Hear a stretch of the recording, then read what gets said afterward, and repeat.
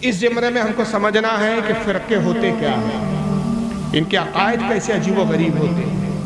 ہر کسی کو صرف یہ دیکھ کر کہ وہ امامہ پہنتا ہے، ٹوپی لگاتا ہے، دین کی بات کرتا ہے، دینی لباس پہنتا ہے، نماز پڑھتا ہے، یہ ثابت نہیں ہو جاتا کہ وہ حق پر اور جنتی ہے۔ اگر آپ تاریخ کا مطالعہ کریں گے تو اللہ کے رسول ایک فرقے کی اور نشاندہی کرتے، آقا نے فرمایا کہ علی ایک فرقہ ہوں گا،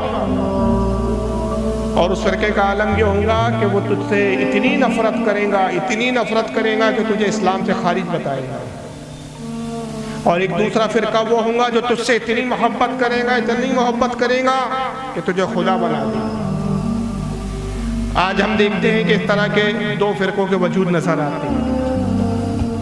ایک فرقہ جس نے مولا علی کی توہین کی، حضرت علی رضی اللہ تعالیٰ عنہ کو کافر تک ڈکلیئر کر دیا، یہ فرقہ خارجی کہلاتا ہے۔ خارجی فرقے کی عبادتوں کا یہ عالم تھا کہ حضور کی پیشن گوئی تھی، سرکار نے فرمایا کہ جب تم خارجیوں کو دیکھو گے اتنے عبادت گزار ہوں گے، اتنے عبادت گزار ہوں گے کہ ان کی عبادتوں کو دیکھ کر تم اپنی عبادتوں کو ہیچ سمجھو گے، اپنی عبادتوں کو کمتر جانو گے۔ ان کے پیشانیوں پر سجدے کے نشان ہوں گے، اور فرمایا قرآن کی تلاوت ایسی کرتے ہوں گے کہ ان کے قرآن کی تلاوت کو دیکھ کر تم اپنی تلاوت قرآن کو کم سمجھو گے، مگر دین سے وہ ایسے نکل جائیں گے جیسے تیر کمان سے نکل جاتا ہے۔ وہ فرقے کا ظہور حضرت علی کے زمانے میں ہوا، خارجی کی شکل میں۔ انہوں نے معاذ اللہ صرف اس بنیاد پر علی کو کافر قرار دیا، جبکہ حضرت علی کے ساتھ تھے، امیر معاویہ کے خلاف جنگ لڑ رہے تھے، جنگ صفین میں شریک تھا یہ فرقہ۔ شیعان علی ہی فرقہ کہلاتا تھا، محبان اہل بیت ان کا نام ہوا کرتا تھا، لیکن جب ایک موقع ہی آیا کہ مولا علی نے حضرت امیر معاویہ سے صلح کے لیے پہل کی، اور امیر معاویہ کی طرف سے صلح کے لیے پہل ہوئی، اور جب دونوں فریقین کی طرف سے پہل کی شکل و صورت میں نتیجہ یہ آیا کہ دونوں نے ایک ایک شخص کو حکم بنایا۔ حضرت امیر معاویہ نے اپنی طرف سے عمرو بن عاص کو حکم بنا کر بھیجا کہ جو یہ فیصلہ دیں گے، یہ جو حکم بیان کر دیں گے مجھے منظور ہوگا۔ ادھر سے حضرت علی نے ابو موسیٰ اشعری ایک صحابی کو حکم بنایا تاکہ یہ جو فیصلہ کریں گے، جو حکم بیان کریں گے مجھے منظور ہوگا۔ تو قرآن کی ایک آیت سے غلط استدلال کر کے، دیکھیں ایک فرقوں کی یہ بھی عادت ہوتی ہے کہ وہ دلیل قرآن کو بناتے ہیں لیکن قرآن کو غلط طریقے سے پیش کرتے ہیں۔ اللہ کا فرمان کا مطلب کچھ ہوتا ہے، یہ مطلب کچھ اور لیتے ہیں۔ اور انہوں نے قرآن عظیم کی آیت ان الحکم الا للہ، اس آیت کو بیس بنا کر علی پہ کفر کا فتویٰ لگایا، کہا اللہ فرماتا ہے بے شک حکم نہیں سوائے اللہ کے، حکم صرف اللہ کا چلے گا۔ اے علی تم نے حکم ابو موسیٰ اشعری کو بنایا، اور اے معاویہ تم نے حکم عمرو بن عاص کو بنایا، لہذا ہم دونوں کو اسلام سے خارج کریں۔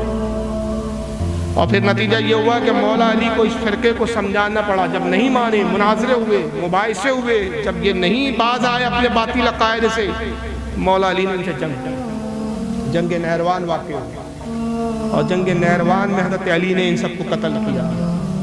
یہاں سے دو باتیں پتہ چلی کہ یہ نمازی تھے، قرآن کے تلاوت کرنے والے تھے، مگر صرف ایک عقیدے میں خامی تھی، ان کے ایک عقیدے کی خامی کی بنیاد پر ان کی نمازوں کو نہیں دیکھا گیا، ان کے روزوں کو نہیں دیکھا گیا، ان کی عبادت کو نہیں دیکھا گیا، اس لیے کہ ایک بھی برائی جو ہے اعمال کی بربادی کے لیے کافی ہوتی ہے۔ ابلیس نے 90 کروڑ سال سجدے کیے، صرف ایک تعظیم کا سجدہ نہیں کیا، تو وہ ایک تعظیم کا سجدہ جو نہیں کیا اسی کو پکڑ لیا گیا، 90 کروڑ سال کے سجدے نہیں دیکھے گئے۔ آج جو ہمارا یہ ذہن بن گیا ہے ہماری قوم کا کہ بھائی کسی کو بھی کافر کیوں کہا جائے، کسی کو بھی اسلام سے خارج کیوں قرار دیا جائے؟ بھائی وہ بھی تو نماز پڑھتے ہیں، وہ بھی تو حج کرتے ہیں۔ یاد رکھیے صرف عبادت معیار نہیں ہوتا، معیار ہے عقیدہ۔ اگر عقیدہ درست ہے تو سب درست ہے، اور عقیدہ خراب ہے تو پھر عبادات بھی کسی کام کی نہیں ہے۔ یہاں عقیدہ دیکھا گیا، عقیدہ کیا تھا؟ اس علی کو انہوں نے کافر قرار دیا معاذ اللہ، جس کو دیکھنا بھی رسول اللہ نے عبادت فرمایا تھا، اور اس علی کے بارے میں نبی نے خود فرمایا تھا کہ علی کل ایمان ہے۔ جب انہوں نے کل ایمان کو ہی کافر کہہ دیا تو یہ خود کا مسلمان تھا، اور نتیجہ یہ ہوا کہ صحابہ کرام نے ان سے قتال کیا، جنگ کی، اور جنگ نہروان میں ان کو قتل کیا۔ ایک فرقہ اور پھر اس کے بعد بنا، انہوں نے علی سے محبت کی۔ مولا علی کے بارے میں حضور نے فرمایا تھا ایک توہین کرے گا کافر بنا دے گا، ایک محبت میں غلو کرے گا۔ اس فرقے کا بانی تھا عبداللہ ابن سبا، اور عبداللہ ابن سبا کا ایک ساتھی تھا جس کا نام تھا نسیر۔ نصیر انتہائی کالا کلوٹا شخص جس کی کنیت ابو الاسود تھی، اس نے معاذ اللہ اسلام میں رخن اندازی ڈالنے کے لیے، فرقے پھیلانے کے لیے ایک عقیدے کی بنیاد رکھی، اور یہ رکھی کہ علی کے فضائل دیکھو، علی کے کمالات دیکھو، جتنے کمالات علی میں ہیں کسی میں نہیں۔ اور ان کمالات کی بنیاد پر وہ کہنے لگا کہ میں یہ غور و فکر کے بعد اس نتیجے میں پہنچا ہوں کہ حقیقت میں علی ہی خدا ہے، جو انسانی شکل و صورت میں اپنی کبریائیت پر، اپنی الوہیت پر پردہ ڈال کے انسان بن کر ہمارے درمیان آ گیا،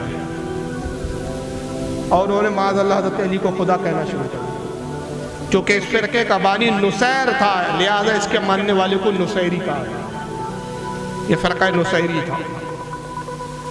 مولا علی کو اطلاع ہوئی، یہ فرقہ بصرہ میں خوب پھیلا، کوفہ میں پھیلا، شام میں ان کی تعداد بہت زیادہ ہوئی۔ حضرت عبداللہ ابن عباس اپنے چچا زاد بھائی کو حضرت علی نے بھیجا، جاؤ ان بدبختوں کو سمجھاؤ۔ وہ گئے، انہوں نے سمجھایا، مناظرے کیے، لیکن یہ فرقہ ماننے کے لیے تیار نہیں، کہتے نہیں علی تو خدا ہے۔ دیکھتے نہیں کہ علی کیسی کیسی کرامات دکھاتے، اسی کرامات سے خدا ہی دکھا سکتا ہے، یہ خدا کی قدرت کا اظہار ہے، اس میں کوئی شک نہیں کہ علی خدا ہے۔ حضرت علی نے ان کو جمع کیا، اور روایتوں میں یہاں تک آتا ہے، صحیح بخاری کی حدیث میں، کہ ایک ہی دن میں، ایک رات میں 7,000 نصیریوں کو زندہ حضرت علی نے جلایا۔ یہ قتل کی سزا دی ان کو۔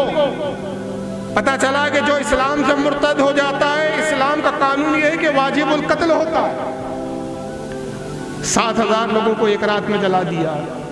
جب فجر کا وقت ہو گیا، ان کی تعداد اور بھی تھی، بچی تھی، انہوں نے مولا علی نے کہا کہ فجر کا وقت ہو گیا، ساری رات ہم ان مرتدوں کو جلانے میں مصروف رہے گئے، لہذا باقی جو بچے ہوئے ان کو کل دیکھا جائے گا۔ دوسرے دن پہ جمع کیا گیا، آپ نے فرمایا تم نے اپنے ساتھیوں کا کل انجام دیکھ لیا، اب بھی وقت ہے توبہ کر لو۔ انہوں نے کہا علی کل رات جو آپ نے ہمارے ساتھیوں کو جلایا، اس جلانے سے ہمیں تو یقین کامل ہو گیا کہ آپ خدا ہیں، اس لیے کہ قرآن میں اللہ فرماتا ہے کہ میں اپنے بندوں کو جہنم کا عذاب دوں گا، اگر آپ خدا نہ ہوتے تو ان کو آگ میں کیوں جلاتے؟ یعنی بدبختوں نے کیا کیا، جو چیز سزا اور عبرت کے لیے تھی اسی کو اپنی دلیل بنا لیا۔ نتیجہ یہ ہوگا کہ مولا علی نے ان کو بھی، بچوں کو بھی جلایا۔ پھر ایک فرقہ اس کے بعد آتا ہے قدریہ، یہ پرانے کچھ فرقوں کی تاریخ بتا رہا ہے، اور اگر آپ غوث پاک کی بنیت الطالبین پڑھے تو غوث پاک نے اپنے ہی زمانے میں 73 کے قریب فرقے گنوا دیے، اس میں سے بہت سے ختم ہو گئے۔ ایک قدری فرقہ آیا، قدری فرقہ یہ صحابہ اکرام کے بالکل آخری ادوار اور آخری دور کا فرقہ تھا۔ اس کا عقیدہ یہ تھا کہ انسان جو ہے نعوذ باللہ من ذالک، قدرت جو ہے، قدرت کے تحت، قدرت مطلب قدرت کوئی چیز ہی نہیں ہے، اس نے قدرت کا انکار کیا، تقدیر کا انکار کیا، کہ تقدیر کوئی چیز ہوتی ہی نہیں ہے، انسان جو چاہے خود کر سکتا ہے، انسان کے اختیار میں سب کچھ ہے۔ ایک مرتبہ ایک قدری سے حضرت علی کا واسطہ پڑ گیا، مولا علی نے کہا سنا ہے کہ تو تقدیر کا انکار کرتا ہے؟ کہاں؟ بولے تقدیر وغیرہ کچھ نہیں ہوتی، انسان کے سب کچھ کنٹرول میں، انسان جو چاہے کر سکتا ہے۔ آپ نے کہا اچھا، ایک پیر کھڑا کر رکھا، اس نے ایک پیر فوراً کھڑا کیا کہ یہ دیکھ لیجئے میرے اختیار میں، میں نے اپنا پیر اٹھا لیا۔ کہا اب دوسرا پیر اٹھا، تصور کیجئے اٹھا سکتے ہیں دونوں پیر ایک ساتھ آئے؟ تو آپ نے کتنے آسان سے سمجھایا، کہا سن اہل سنت کا مذہب یہ ہے کہ تو نے ایک پیر اٹھایا تو کچھ قدرت ہے، دوسرا نہ اٹھا سکا تو تو تقدیر سے بندھا ہوا ہے۔ تو اہل سنت کا مذہب، حقانیت کا مذہب یہ ہے کہ انسان نہ محض مجبور ہے نہ پوری طرح آزاد ہے، بلکہ درمیانی کیفیت ہے، کچھ چیزوں پر اختیار ہے اور کچھ چیزوں پر اس کو اختیار نہیں، تقدیر بھی اس کا ایک حصہ ہے۔ تقدیر کا انکار کرنے والا، تقدیر کا نہ ماننے والا، یہ بھی کافر و مرتد۔ اب یہ تقدیر کے منکر تھے، اس کے بعد ایک جبریہ فرقہ آیا، اس نے کہا کہ صاحب جبریہ فرقے کا عقیدہ یہ تھا کہ سب کچھ تقدیر کے ہی بھروسے ہے، تدبیر کوئی چیز ہی نہیں۔ ایک نے تقدیر کا انکار کیا، دوسروں نے تقدیر کے بھروسے سب کچھ مان لیا، اور کہا انسان محض مجبور ہے، اور ایسا مجبور ہے کہ بس اگر وہ کسی کا قتل بھی کرتا ہے تقدیر میں لکھا تھا اس لیے قتل کیا، اگر انسان زنا کر رہا ہے تقدیر میں لکھا تھا اس لیے زنا کر رہا ہے، ورنہ وہ خود کرنا نہیں چاہتا، اللہ نے لکھ دیا اس لیے وہ زنا کر رہا ہے، اللہ نے لکھ دیا اس لیے قتل کر رہا ہے۔ اور یہ فرقے کی کھرچن اعلیٰ حضرت کے زمانے تک رہی۔ فتح رضیہ میں ملتا، اعلیٰ سے سوال ہوا کہ ایک شخص کہتا ہے گویا وہ جبریہ فرقے کا ماننے والا ہے. وہ کہتا ہے کہ انسان محض مجبور ہے, اگر میں کسی کا قتل بھی کر دوں تو اس میں میرا کیا قصور؟ اس کی قسمت میں میرے ہاتھوں مرنا تھا, میری قسمت میں اس کو مارنا تھا, لہذا وہ بھی تقدیر سے بندھا ہوا تھا, میں بھی تقدیر سے بندھا ہوا تھا. جو بھی فعل سرزد ہوا تقدیر کی بنیاد پر ہوا. اعلیٰ حضرت نے جواب میں ارشاد فرمایا کہ انسان نہ محض تقدیر سے بندھا ہوا ہے نہ پوری طرح آزاد ہے. کیا وہ یہ کہہ کر گو کھا لیتا ہے کہ تقدیر میں اس لیے کھا رہا ہے؟ گو تو نہیں کھاتا, عقل سے کام لیتا ہے, فکر و سمجھ سے کام لیتا ہے. اگر کوئی اسے تماچا مارے اور کہے کہ بھائی ناراض کیوں ہوتا ہے, میں تجھے تماچا ماروں, تیرے رخسار پر تماچا پڑے, یہ تیری تقدیر میں مار کھانا لکھا تھا, میری تقدیر میں مارنا لکھا تھا, تو وہ چیز اپنے لیے وہ گوارا نہیں کرے گا, دوسروں کے لیے گوارا کرتا ہے. تو جبریہ فرقے کو بھی اسلام سے خارج قرار دیا گیا.